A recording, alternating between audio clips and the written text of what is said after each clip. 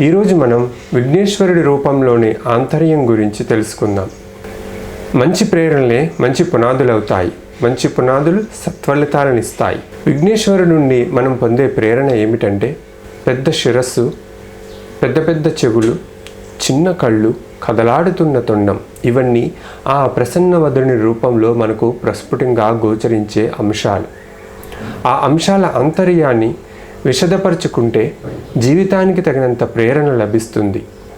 విఘ్నేశ్వరుడి పెద్ద శిరస్సు విశాల దృక్పథంతో ఆలోచించమని చెబుతోంది.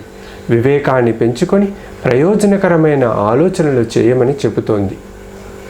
పెద్ద పెద్ద చెవులు కొత్త సలహాలు, సూచనలను శ్రద్ధగా, ఓపికగా వినమని చెబుతున్నాయి. చిన్న కళ్ళు లక్ష్య సాధనపై సూటిగా దృష్టి కేంద్రీకరించమని చెబుతున్నాయి. కదలాడుతున్న పొడగాటి తొండం అన్ని కోణాల్లో సునిశ్చితంగా అన్వేషణ కొనసాగించమని చెబుతున్నాయి. చిన్న నోరు తక్కువ మాట్లాడమని, ఎక్కువ వినమని మనకు సూచిస్తున్నాయి.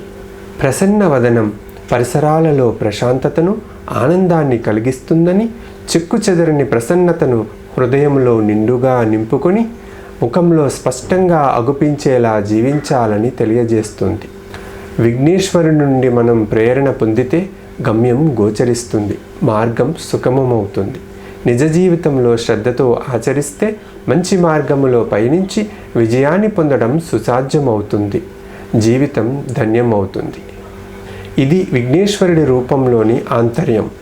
ఈ ఆంతర్యాన్ని మనం మన దైనందిన జీవితంలో అనుసరించినట్టయితే, ఆచరణలో పెట్టినట్టయితే మనం అభివృద్ధి పదాన పయనించడంలో ఎటువంటి సందేహం లేదు.